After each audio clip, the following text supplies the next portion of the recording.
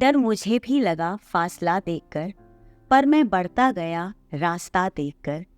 खुद ब खुद मेरे नजदीक आने लगी मेरी मंजिल, मेरा हौसला देखकर। धीरे धीरे और सधे कदमों से जो आज भी चलते हुए अपनी मंजिल तक पहुंच गए हैं, और जो मंजिल तक ही नहीं आप सबके दिलों तक पहुंच गए हैं, आज मैंने उन्हें मंथन में आमंत्रित किया है। आज हमारे बीच में रहेंगे आपकी चहेते कचरा। आपको लग रहा होगा ना, कचरा चांद दिमाग में स्ट्राइक कर रहा होगा, लगान वाला वो कैरेक्टर, वो आइकॉनिक कैरेक्टर जिसने हर किसी के दिल पर राज किया है। अच्छा, ऐसा नहीं है कि सिर्फ एक कैरेक्टर उनका ऐसा है जिसने लोगों का दिल जीता हो। अनगिनत फिल्मों में उन्होंने काम किया और हर तरह के शेड्स पर उन्होंने काम किया है। जो जीता वही सिकंदर की आप बात कर लीजिए, कभी हाँ कभी ना की बात कर लीजिए, यहाँ तक कि टेलीविजन सीरियल्स में भी उन्होंने बहुत जबरदस्त एक्टिंग की है। मुझे सबसे ज्यादा उनका जो शो था ना, जो पसंद था, वो था अगले जन्म मोहे बिटिया है की। जो वो जबरदस्त शो था, उसमें उनका कैरेक्टर भी बहुत जबरदस्त था। तो आज हमारे बीच में आपके चहेते आदित्य लाखिया जी हैं, जिन्हें मैं भेज रही हूँ एक छोटा सा निमंत्रण, और उनसे हम बातें करेंगे। अगर आप कुछ जानना चाहते हैं उनकी जर्नी के बारे में, उनके सफर के बारे में, या कुछ उनका एक्सपीरियंस आप सुनना चाहते हैं, तो आप जरूर सवाल कीजिएगा। सर, आप चेक कीजिएगा, मैं आपको एक रिक्वेस्ट भेज रही हूँ। नमस्ते सर, कैसे हैं आप? नमस्ते, कैसे हो? मैं बहुत अच्छी हूँ, आप कैसे हैं? एकदम बढ़िया। मैं घर पे हूँ, मेरे घर पे अहमदाबाद में। अच्छा, जब अहमदाबाद में है तो अभी हाल फिलहाल में तो आप कहीं बहुत ज्यादा ट्रैवल कर रहे थे शूटिंग वगैरह के चक्कर में, तो अभी आप किस पर काम कर रहे थे? मैं एक्चुअली काफ़ी फिल्में कर रहा हूँ अभी।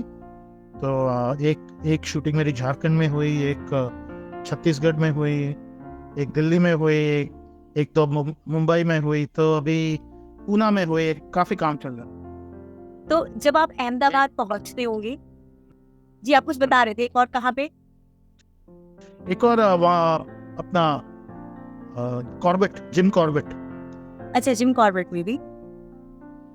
तो इतने बिजी शेड्यूल के बाद जब आप अभी अहमदाबाद पहुंचे हैं, तो किस तरह का सुकून और एंजॉयमेंट आप कर रहे हैं इस वक्त घर में? घर वाले खुश हैं या आप ज्यादा खुश हैं? मैं तो घर वाले तो एक्चुअली मैं बैचलर हूँ, तो घर वाले तो पता नहीं खुश है कि नहीं, लेकिन मैं तो खुश हूँ। आप बहुत खुश हैं लग रहा है। हाँ, तो काफी टाइम के बाद मैं अहमदाबाद आया हूँ और एकदम रिलैक्स मोड में हूँ, और किताबें पढ़ता हूँ और फिल्म्स देखता हूँ, दोस्तों को मिलता हूँ, कैफेज जाता हूँ, बस रिलैक्स लाइफ है। सर, अभी आपने कहा ना फिल्म्स देखते हैं, तो मुझे हमेशा से बड़ी क्यूरियोसिटी रहती है ये जानने की कि एक फिल्म स्टार अपने अलावा किसकी फिल्म देखता होगा। तो आप किसकी फिल्में देखते हैं? मैं तो बच्चन साहब का बहुत बड़ा फैन हूँ। मैं तो उनकी फिल्में देखते रहता हूँ, और चाहे वो पुरानी भी हो मैं देखता हूँ। और नहीं, मैं सभी फिल्में देखता हूँ, ऐसा नहीं है। मुझे थिएटर में जाके फिल्में देखना ज्यादा पसंद। अभी मैंने रिसेंटली कौन सी देखी, रॉकी और रानी की प्रेम कहानी, तो काफी हाँ, तो वो एंटरटेनमेंट थी और काफी अच्छी फिल्म थी। अभी गदर 2 अभी देखी नहीं है, मैं अभी जाऊंगा मैं देख। आपकी वैसे चॉइस ऑफ फिल्म कौन सी होती है? मतलब कौन सी आपको अच्छी लगती है, रोमांटिक, सीरियस, या बहुत इंटेंस वाली? आपको कौन सी बहुत अच्छी लगती है? नहीं, सब जॉनर मुझे पसंद है। ऐसा नहीं है कि एक पर्टिकुलर जॉनर पे मैं कंसंट्रेट करता हूँ, क्योंकि जो अच्छी फिल्म है वो चाहे कोई भी जॉनर हो, तो अच्छी फिल्म तो अच्छी ही होगी। सर, कभी ऐसा हुआ है कि आप अपनी फिल्म देखने के लिए हॉल में गए? लगान देखने में गया था, जब लगान रिलीज हुई थी। तो आप लगान देख रहे थे? लोगों ने तो नहीं, मतलब हमारी पूरी हम सब साथ में जाते थे, हमारी पूरी टीम जाती थी साथ में।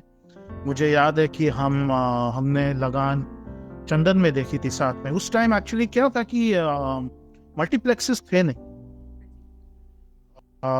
तो सिंगल थिएटर्स थे। तो हम लोग बहुत एक बार नहीं, काफी बार देखी हमने लगान स्क्रीन पे ऑडियंस के साथ। क्या तो वो पूरा स्टेडियम जैसा ही था, लगान वाला। हाँ जी सर। पूरा एटमॉस्फेयर स्टेडियम जैसा ही था। हाँ, तो जो आपका कैरेक्टर लगान में जो रहा है कचरा वाला, आपको कभी ऐसा ही लगता है कि वो आपके पूरे इतने सारे आपने काम किए लेकिन वो कुछ ज्यादा हावी है, जिसे देखो वो जैसे कचरा वर्ड बोलो वो लोग कैसे आपको रिलेट कर पाते हैं? मुझे तो बहुत ताज्जुब होता है कि आपने उसमें इतना जबरदस्त किरदार निभाया था, या वो किरदार इतना स्ट्रांग था कि वो आपको बोलते ही लोग पकड़ लेते कि ये तो वही है। तो मैं आपसे जानना चाहती हूँ कि आपको कभी लगा नहीं इतना सारा काम तो किया और इतने अच्छे अच्छे काम किए हैं आपने, ये कचरा ने मतलब सबको रूल कर दिया है, सबके ऊपर चढ़ गया है? हाँ, देखिए अ, जब जब एक्टिंग का करियर जब शुरू होता है तो हमको एक विश होता है कि एक ऐसा कैरेक्टर मिले जो सबको पसंद आए और लाइफ टाइम याद रहे सब। तो वो मुझे मिल गया, और वो मैं 12 साल के बाद मिला मुझे। लगान मुझे बॉम्बे में 12 साल के बाद मिली। मैं बॉम्बे आया 88 में, 87 88 में, और मुझे लगान मिली 2000 में। लेकिन मैं तो मतलब कचरा जो कैरेक्टर है वो आइकॉनिक है, कल्ट हो गया है, और आई एम वेरी ग्रेटफुल कि मुझे वो कैरेक्टर प्ले करने के लिए आशु जी और आमिर जी ने सिलेक्ट किया। तो ऐसा ऐसा मुझे एक्चुअली लगता है। हाँ, I know you are right कि इतनी सारी फिल्में की लेकिन लोग मुझे लगान के नाम से ही जानते हैं, कचरा के नाम से ही जानते हैं, वो कैरेक्टर के नाम से ही जानते हैं। लेकिन वो है ये आइकॉनिक हो गया है, और आई एम फाइन एकदम।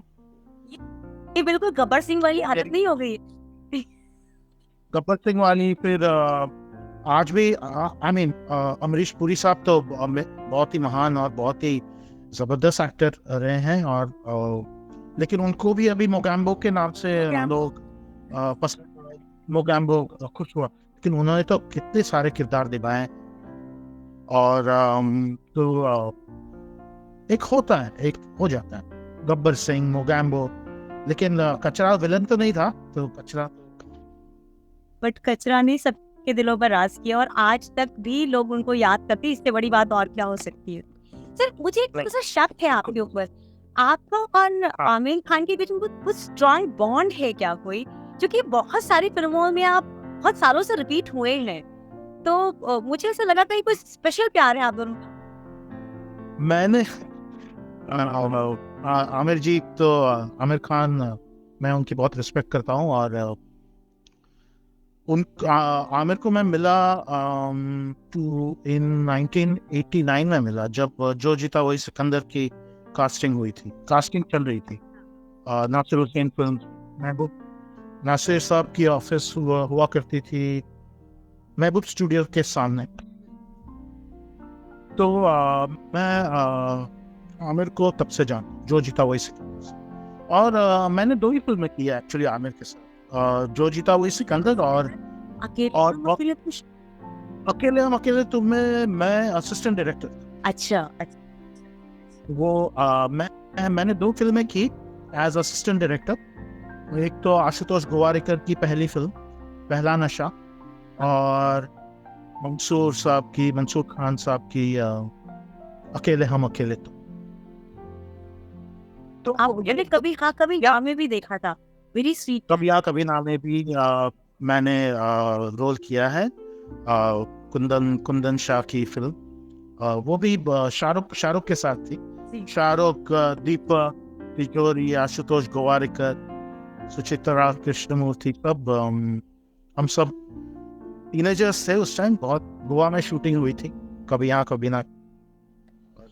जो जीता की हुई थी ऊटी और कोडाईकनाल, और जो साइकिल रेस था और वो बॉम्बे में हुआ स्टेडियम ट्रैक था। अच्छा, हाँ, ट्रैक था NSPI के बाजू में।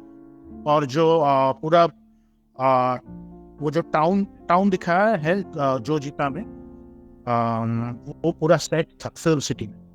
अच्छा, वो जो पूरा गांव का परिवेश दिखाया पूरा सेट था फिल्म सिटी में। और अभी भी जो जीता वही सिकंदर, कभी हाँ कभी ना, और लगान, इन फिल्मों में मैंने जो काम किया है, जिनके साथ काम किया है, एक्टर्स, कास्ट, क्रू, उनके साथ मैं अभी भी फ्रेंड्स हूँ और अभी भी हम सब टच में रहते हैं। तो ये सबसे अच्छी बात तो यही है कि वी ऑल आर फ्रेंड्स। बिल्कुल ठीक है, बिल्कुल ठीक। और लगान लगान का तो हमारा ग्रुप है पूरा। तो हम सब व्हाट्सएप ग्रुप है, तो हम सब साथ में हर रोज बातें करते हैं व्हाट्सएप पे। और अगर किसी की फिल्म रिलीज हो रही है और या तो किसी की किताब लॉन्च हो रही है, तो हमें पता चल जाता है क्योंकि हम सब टच में हैं। तो और हम हर साल, और हर साल आमिर के यहाँ हम इकट्ठे होते हैं। और एवरी ईयर हम दिवाली पे आमिर के घर पे पूरी लगान टीम हम इकट्ठे होते हैं और पुरानी बातें करते हैं और मेमोरीज शेयर करते हैं और डिनर साथ में करते हैं। तो सर हम सब अभी भी आपकी पूरी टीम में किसी एक के साथ तो बहुत ज्यादा ही प्यार होगा ना, वो कौन है? वो नहीं, हमारे मेरी इक्वेशन अलग अलग है सब एक्टर्स के साथ। तो मैं सब एक्टर्स के साथ क्लोज हूँ। यशपाल है, अमीन है, अखिलेंद्र है, राजजुच्छी है, रघु जी हैं सब। और मैं एक्चुअली हमारे श्री वल्लभ व्यास जी, जो अब हमारे साथ नहीं रहे, उनके साथ भी मैं बहुत ही क्लोज था। क्योंकि जब हमारी शूटिंग चल रही थी कच्छ भुज में, तो वो मेरे फ्लैटमेट थे। तो उनके साथ मेरी बॉन्डिंग बहुत अच्छी थी। सर जितना आपने काम किया हुआ है, आप बिल्कुल टीनेजर वाला आपने प्ले किया, तो मुझे लगता है उस वक्त आप क्या टीनेजर भी रहे होंगे जब आपने फिल्मों में कदम रखा था। करेक्ट। आप उस समय बहुत यंग थे, राइट? तो क्या कभी आपने ये नहीं सोचा कि मैं फिल्मों में सेंट्रल कैरेक्टर के लिए अप्लाई करूं या ऑडिशन दूं? आपने हमेशा कैरेक्टर को ही चूज क्यों किया? Was it a pressure from the film directors या आपकी चॉइस थी? नहीं, मैं बॉम्बे आया, मैं एक्टर बनने के लिए आया था बॉम्बे। उस time actually there were no auditions. In those days auditions तो थे ही नहीं, तो ऑडिशंस कोई लेता नहीं था। ऑडिशंस तो अब शुरू है, लगान के साथ शुरू है ऑडिशंस। और उस टाइम तो ऑडिशंस तो एक्चुअली अभी शुरू हुआ है, 5 साल भी नहीं हुए ऑडिशंस। कास्टिंग डायरेक्टर्स ही थे नहीं कोई उस टाइम। कास्टिंग डायरेक्टर्स या कास्टिंग एजेंसीज का ऐसा कोई कॉन्सेप्ट ही नहीं था। तो हमको तो प्रोड्यूसर या डायरेक्टर की ऑफिस में जाके पर्सनली मिलते थे हम प्रोड्यूसर डायरेक्टर को। और हमारे जो स्टिल्स थे, फोटोग्राफ्स, हम दे देते थे असिस्टेंट को या प्रोडक्शन बॉयज को। ऐसा ही था। तो ऐसे ही सिलेक्शन होता था हमारा उस टाइम। तो फिर और कि आप किसी फिल्म में आपको पता चला कि ये फिल्म बनने वाली है, आप वहाँ ऑफिस में गए और आपने फोटोज वगैरह दी और आपको मतलब रिजेक्ट कर दिया गया या रिजेक्शन का सामना करना पड़ा, ऐसा होता था क्या? नहीं, अच्छा रिजेक्शन तो पता नहीं, ऐसा होता नहीं था। रिजेक्शन मतलब अगर हम फोटो देने जाते थे और मिलते थे, तो उस टाइम तो सेल फोन्स भी नहीं थे, तो फोन आ जाता था कि आप सिलेक्ट हो गए हैं। तो हमें तो पता नहीं चलता था कि रिजेक्ट हुए हैं या सिलेक्ट हुआ है, वो भी पता नहीं चलता। तो और मैं जब बॉम्बे आया तो मैं ऐसे सोच के नहीं आया था कि मैं हीरो बनने आया, तो ये एक्चुअली बहुत ही इम्पोर्टेंट बात है कि कोई भी टीनेजर या जो भी बॉम्बे आता है, तो ही should come to Bombay to become an actor, not to become an hero, but because क्योंकि वो फोकस फिर पूरा बदल जाता है और डिसअपॉइंटमेंट्स ज़्यादा होती है। तो अगर आप बॉम्बे आए हो और अगर एक्टर बनने के लिए आए हो वो अच्छा है, हीरो बनने के लिए आए हो तो वो थोड़ी सोच बदलनी चाहिए। सर जब आप मुंबई आए होंगे, बॉम्बे उस टाइम तो बॉम्बे ही था, जब आप बॉम्बे आए थे तो आते ही तो काम नहीं मिला होगा, क्योंकि आपका इंडस्ट्री के साथ कोई वैसे तो लिंकअप या रिलेशन तो था नहीं? नहीं, मेरा आते ही काम नहीं मिला, लेकिन मेरी पढ़ाई अजमेर में हुई, न्यू कॉलेज में अजमेर में। और 86 में 86 में एक फिल्म बन रही थी जिसका नाम था ओम दरबदर। वो अजमेर और पुष्कर में शूट हुई थी। तो हमारे जो डायरेक्टर हैं कमल स्वरूप, ओम दरबदर के जो डायरेक्टर हैं, वो हमारे स्कूल में आए और मैं सिलेक्ट हो गया, क्योंकि मैं स्कूल में प्लेज और थिएटर्स स्कूल के लेवल के होते हैं, वो उसमें बहुत एक्टिव था। और कमल जी जो हमारे डायरेक्टर हैं ओम दरबदर के, उनको एक लड़का अजमेर से ही चाहिए था, अजमेर की स्कूल्स। तो लकीली मैं सिलेक्ट हो गया ओम दरबदर के लिए, और वो मेरी पहली फिल्म जो शूट हुई 87 में। सर, जब आप 80s की बात कर रहे हैं, उस टाइम तो पेरेंट्स फिल्मों को सही मानते ही नहीं थे, और अगर बच्चा फिल्मों में जा रहा है मतलब वो अपना करियर चौपट कर रहा है, पढ़ाई लिखाई खराब कर रहा है, जिंदगी में कुछ नहीं करेगा। ये वाली चीज क्या आपके साथ ऐड ऑन? ये वाली चीजें बहुत ही थी उस टाइम। और लेकिन माय मदर, मेरी mummy is art director, used to be, means अब वो नहीं है, लेकिन उन्होंने काफ़ी फिल्में की as an art director, as a production designer. और वो she was the first woman to win a national award in art direction in India. The film is called Bhavni Bhavai, Ketan Mehta की पहली फिल्म। तो और उन्होंने मिर्च मसाला भी की है एज एन आर्ट डायरेक्टर, रिहाई भी की है। तो काफ़ी फिल्में, पैरेलल सिनेमा जो उस टाइम चल रहा था, तो काफ़ी फिल्में। तो आई गेस मेरा इन्फ्लुएंस एज एन एक्टर मेरी मम्मी से भी मिला। बिल्कुल ठीक कह रहे, बिल्कुल ठीक है। आपने ना दोनों दौर देखा है, और आप कंटिन्यूअसली काम करते रहे, ऐसा नहीं है कि आपने कोई ब्रेक लिया हो, काम करते आ रहे हैं। आप समय के साथ इवॉल्व हुए हैं, या आपको समय में जो चेंजेस झटके से अभी आए हैं, मतलब जो चीजें अचानक बहुत बदली है, टेक्नोलॉजी हुआ, चाहे एक्टर्स का एटीट्यूड चेंज हुआ, हर चीजें, बहुत चीजें बदली हैं, आपको एडजस्ट करने में कोई प्रॉब्लम होता है, या आपको ऐसा कभी शिकायत मन में रही कि जो हमारा दौर था, जो पुराना दौर था, that was very calm, comfortable, और लर्निंग का जो जर्नी था वो पहले ज्यादा अच्छा था, या अब ठीक है? आपको क्या बेटर लगता है? नहीं, अभी देखिए, अभी ब्लेंड होना भी इम्पोर्टेंट है। और मुझे ऐसा नहीं लगता कि पहले का दौर ज़्यादा बेटर था और अभी का दौर बेटर नहीं है। पहले एक्चुअली अभी प्रोफेशनलिज्म ज़्यादा आ गया है, और वो बहुत ही अच्छी बात है। क्योंकि क्या है कि पहले 80s में और 90s में, इवन 80s 90s और 2000s में भी जैसे मैं कह रहा हूँ, कास्टिंग डायरेक्टर्स नहीं थे, हमें स्क्रिप्ट भी नहीं मिलती।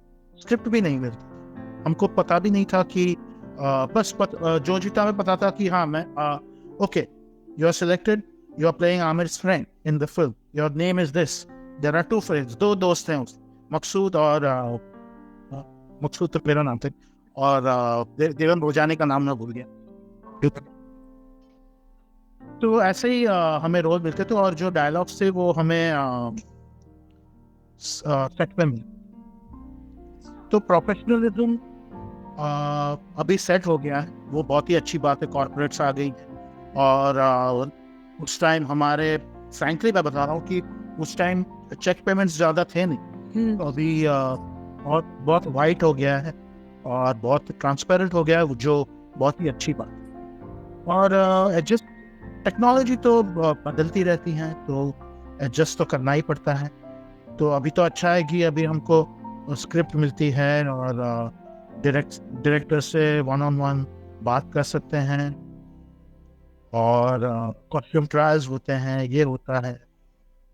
इनफैक्ट जो जीता वही सिकंदर में तो मैंने खुद के कपड़े पहने हैं।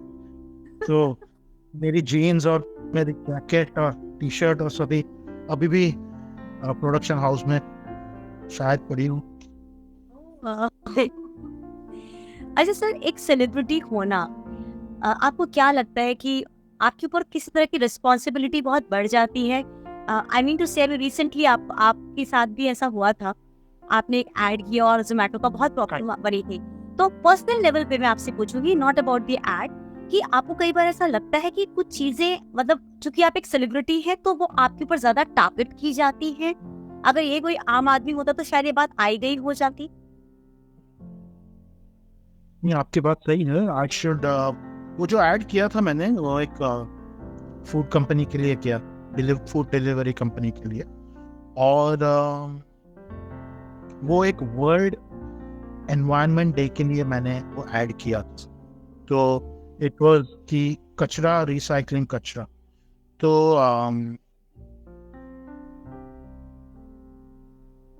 हमने सोचा कि वो एक हम अच्छा मैसेज देने जा रहे हैं, लेकिन एक्चुअली जैसे जैसे मेरा किरदार है लगान में, तो वो काफ़ी सेंसिटिव किरदार है और कैरेक्टर सेंसिटिव है। तो एड एक सेंसिटिव इशू बन गया और जो फूड कंपनी है उनको एड ऑफ एयर करनी पड़ी।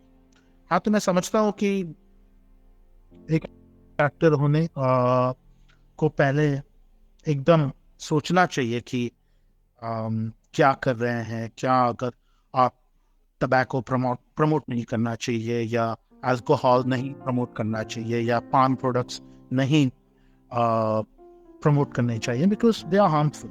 और ये भी जो एड थी जो मैंने की, तो वो सेंसिटिव इशू बन गया। तो मतलब वो अननेसेसरली कई बार वो टारगेट भी हो जाता है, क्योंकि आप एक सेलिब्रिटी। कई बार ऐसा मुझे ऐसा फील हुआ कि कुछ पॉइंट अननेसेसरी। हाँ, तो एक्चुअली टारगेट मेरे पे बहुत ज्यादा हुआ नहीं। एज एन एक्टर मेरे लकीली मेरे पे ज्यादा टारगेट हुआ नहीं, लेकिन फूड कंपनी पे वो टारगेट हुआ। तो लेकिन उनका जो क्रिएटिव है, उनको थोड़ा स्क्रिप्ट स्क्रिप्ट पर ध्यान देना चाहिए। सर, आपका कोई भी ऐसा ड्रीम रोल है जो आप करना चाहते हैं? मैंने तो एक्चुअली काफी रोल्स किए हैं, और जो पता नहीं कौन सा ड्रीम है, शायद कचरा ही मेरा ड्रीम रोल था। तो मैंने तो काफी किया है, विलन भी किया है। मैं शूट आउट एट लोखंडवाला जैसी गैंगस्टर फिल्में भी की है मैंने जी। और कॉमेडी फिल्म भी की है, मान गए मुगले आजम और मुंबई से है मेरा दोस्त, और काफी थ्रिलर्स भी की हैं, हॉरर भी किया है कालो। और मैंने काफी, और जो मुझे आपने जब मेरा इंट्रोडक्शन दिया, तो अगले जन्म मोहे बिटियाई की जो भी मेरे करियर का हाईलाइट है। That is love. हाँ, तो अगले जन्म मोहे बिटियाई की जो चेंज, वो पूरा विलेज का सेटिंग को ले आई। और जी टीवी भी काफी ऊपर आ गया वो सीरियल से। उस टाइम जी टीवी थोड़ा हिल गया।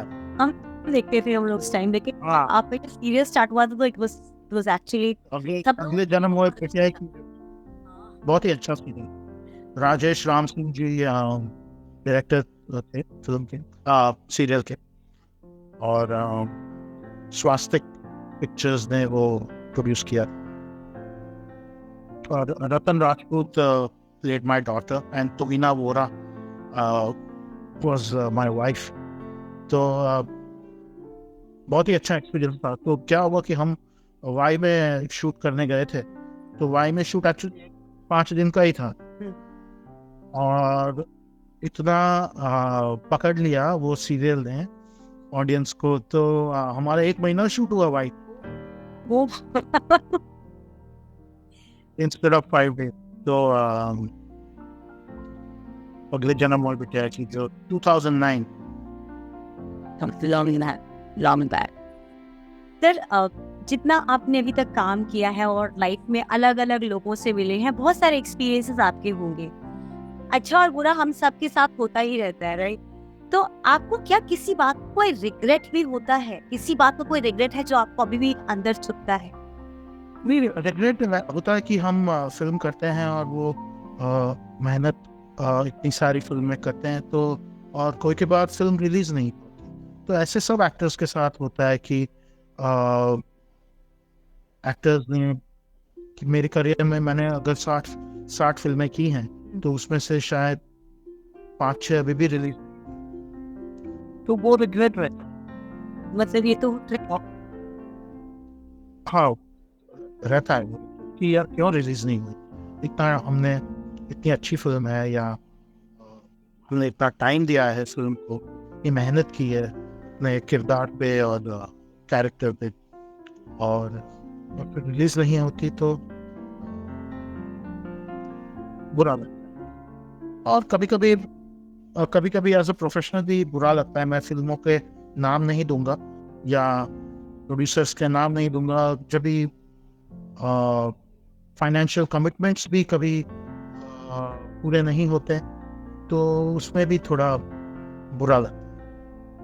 जब हमने टाइम दिया हो और हमने मेहनत की है और फिल्म भी रिलीज हुई है और अच्छी भी चली है और प्रोड्यूसर की तरफ से फाइनेंशियल कमिटमेंट्स पूरे नहीं हुए तो वो अच्छी बात नहीं है। लेकिन अभी जैसे मैं बोल रहा हूँ कि अभी चीज़ें थोड़ी प्रोफेशनल हो गई हैं तो वो अच्छा है।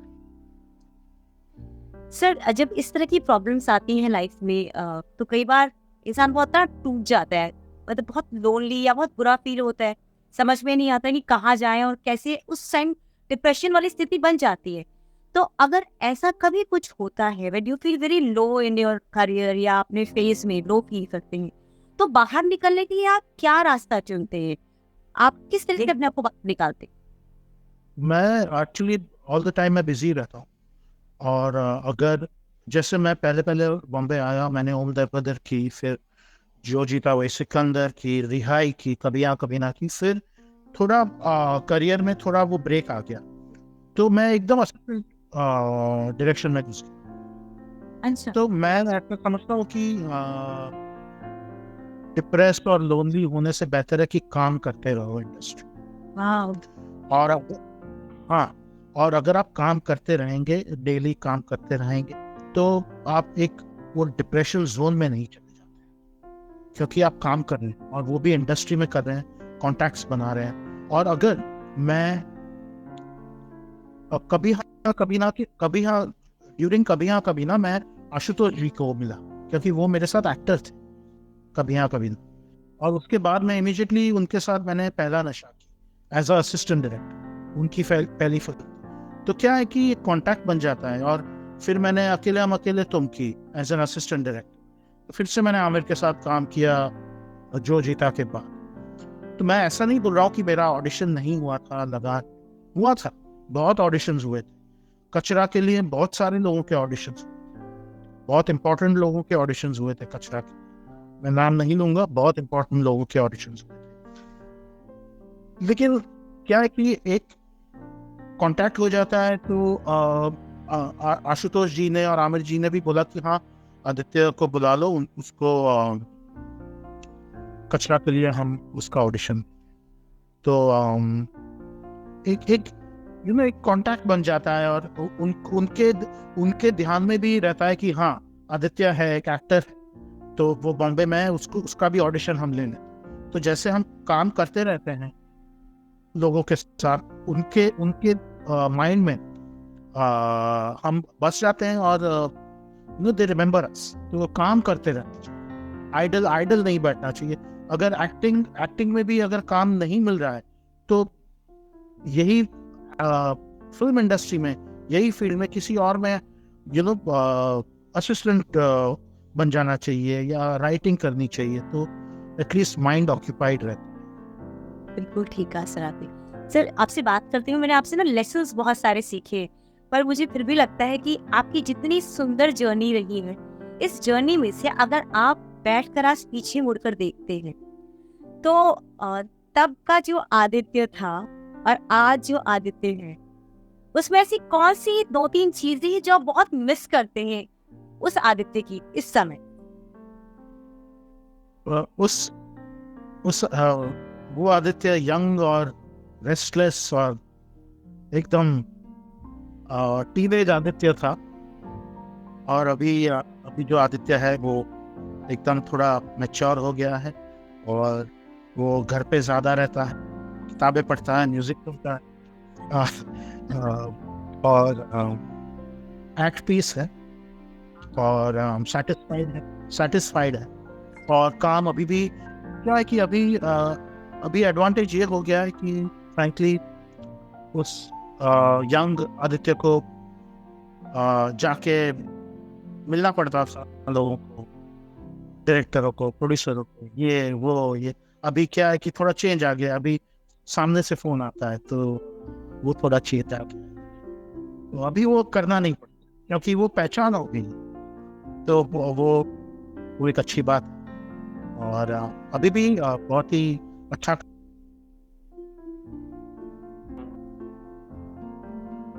अरे गुजराती को भी प्रोड्यूस की, तो वो अभी रिलीज होएगी, तो उसी की तैयारी में। नाहिद जी आई है, मेरी बहुत ही अच्छी दोस्त है नाहिद जी। मैंने नाहिद जी के साथ, नाहिद साइरस सी के साथ बहुत काम किया है, मैंने 2 पिक्चरें। Welcome welcome. और भी काफी लोग आके गए, तो हाँ, बहुत लोग आके चले गए। सर एक बात बताइए, जो आपकी ये जर्नी रही है, अगर मैं इसमें से आपसे सिर्फ 3 लेसन्स पूछूं कि आप मुझे 3 लेसन्स अपनी जर्नी में से दे दीजिए जो मेरे बहुत काम आने वाली है, वो 3 लेसन्स क्या होंगे? जीवन के 3 इम्पोर्टेंट सबक।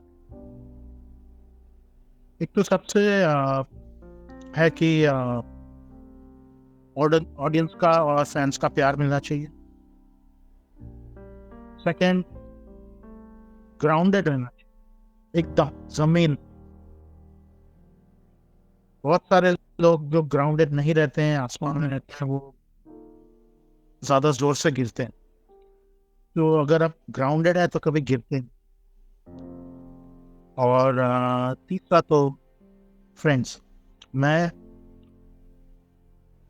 बॉम्बे में 25 साल या 30 साल जो भी रहा, मैं अभी भी बहुत नाहिद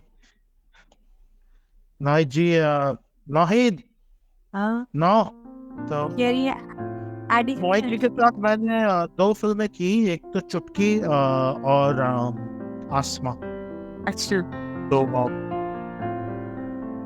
नाइस। एनीवे, तो फ्रेंड्स वेरी इंपॉर्टेंट, और फ्रेंडशिप ने ही मुझे मुंबई में काफी सहारा दिया। और बहुत ही, मैं पीछे देखता हूँ तो मैंने बहुत ही फ्रेंड्स बनाए मुंबई में और हमारी इंडस्ट्री में, और मैं अभी भी फ्रेंड्स हूँ सबके साथ। That's so love. अभी इसी स्कूल के दोस्त का भी मैसेज आया हुआ है, my school buddy keep it up, हाँ, आया। जैकी स्नान कुछ ऐसा नाम है। तो आपके स्कूल बडी भी हैं हमारे बीच हाँ, में। हाँ, मेरे काफी स्कूल के काफी लोग हैं जो इंडस्ट्री में भी हैं, जो अजमेर में पढ़े हो।